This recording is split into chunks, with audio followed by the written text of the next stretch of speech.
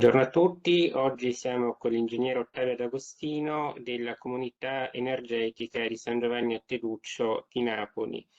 Ci vuole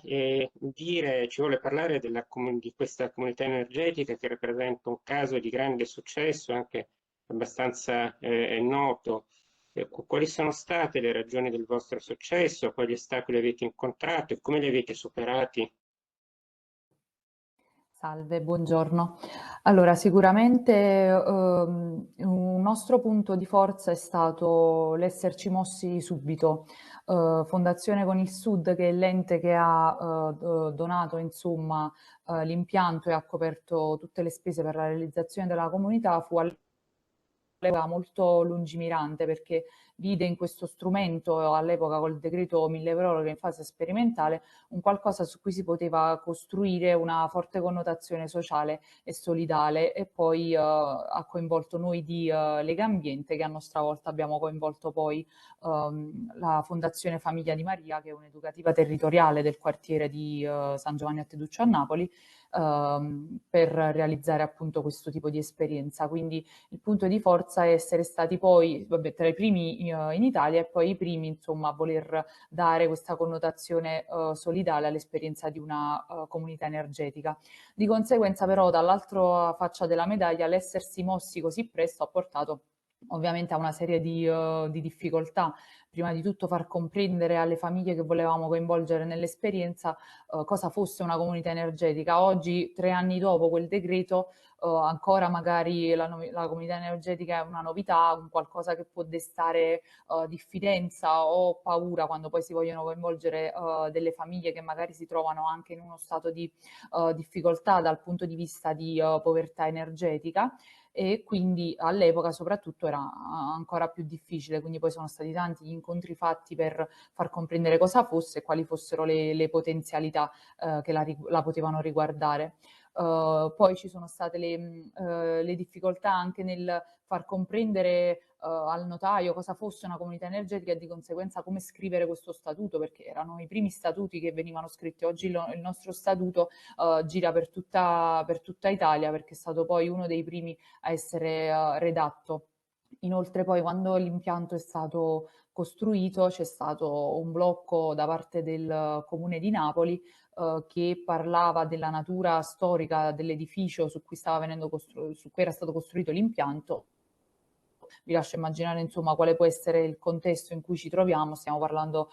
di una zona molto periferica di Napoli, quindi parlare di questa natura storica dell'edificio era più un pretesto che una reale problematica per cui poi voler fermare l'impianto e smantellarlo, insomma smontarlo. Per fortuna poi, questo però poi ha portato a cioè a dei lunghi rallentamenti, rallentamenti di 5, 6, 7 mesi. Grazie allo sblocco dall'intervento della Regione Campania siamo riusciti a sbloccare questa situazione e a proseguire. E infine poi c'è stato un po' di rallentamento anche per quanto riguarda il GSE, perché noi abbiamo richiesto il riconoscimento come comunità energetica inviando tutti insomma, i documenti sul portale apposito del GSE per ricevere poi gli incentivi a giugno del 2022 e la pratica è stata rifiutata 2 mesi dopo perché mancavano alcuni documenti di carte d'identità dei membri delle varie famiglie o mancanza di documenti o magari qualche documento scaduto, cose che insomma potevano essere risolte con una banale integrazione, però ci è stato richiesto insomma di rifare tutta la pratica e quindi questo poi ha portato insomma a doverla rifare da zero e poi è stata presentata insomma in piena estate e poi il riconoscimento è arrivato a Natale, insomma come un bel regalo di Natale, però siamo insomma a fine marzo, alle porte di aprile, non abbiamo ancora ricevuto i primi incentivi e siamo in attesa di riceverli, quindi diciamo che queste sono state le principali difficoltà che però non ci hanno impedito e non ci hanno mai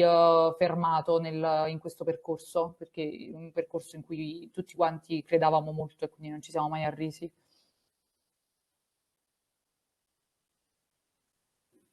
Grazie. E chi fa parte della vostra comunità energetica e che cosa state facendo per implementare al meglio questa comunità? Allora, a far parte della comunità sono tutte famiglie, del quartiere. L'impianto è stato dimensionato per, 40 famiglie e ora ci troviamo più o meno a metà obiettivo, siamo a circa una ventina di famiglie e quello che stiamo cercando di fare per implementarlo è un qualcosa che poi è legato anche un po' alla prima domanda tra i punti di forza, cioè che noi, non abbiamo mai, abbandonato questo percorso, siamo sempre stati molto presenti sul territorio, noi come Lega Ambiente Campania, ma anche insomma la Fondazione Famiglia di Maria che ospita, sul cui tetto c'è l'impianto, siamo sempre stati molto presenti con questi primi incontri di informazione, con anche dei percorsi di educazione energetica con i bambini che frequentano insomma questa fondazione che è un'educativa territoriale con degli incontri con i genitori, principalmente con insomma, le mamme, perché sono principalmente loro che accompagnano e vengono a prendere i bambini nell'educativa, incontri per poterli sensibilizzare sul consumo degli elettrodomestici, fargli capire, fargli comprendere meglio la lettura di una bolletta, fargli capire in che momenti utilizzare un elettrodomestico, come. Quindi essere rimasti sempre così presenti sul territorio è stato poi anche un punto di forza, appunto per ricollegarmi anche alla prima domanda, per far sì che un percorso insomma, che comunque è durato tanto tempo, è durato quasi 3 anni, non venisse poi a mancare in alcuni momenti, perché è naturale che poteva magari nascere dello scontento, visto che è passato così tanto tempo tra l'inizio del percorso e poi il suo proseguo e la sua conclusione. E quindi diciamo che un nostro obiettivo per il futuro, quello che stiamo cercando di implementare è prima di tutto arrivare alla soglia delle 40 famiglie e quello che vogliamo cercare di fare è mantenerci sul cercare di coinvolgere le famiglie che magari non siamo riusciti a coinvolgere all'inizio, perché noi essendoci mossi su cabina secondaria, magari delle famiglie che più frequentavano la fondazione e più conoscevamo non sono potute essere coinvolte perché poi il perimetro della cabina secondaria è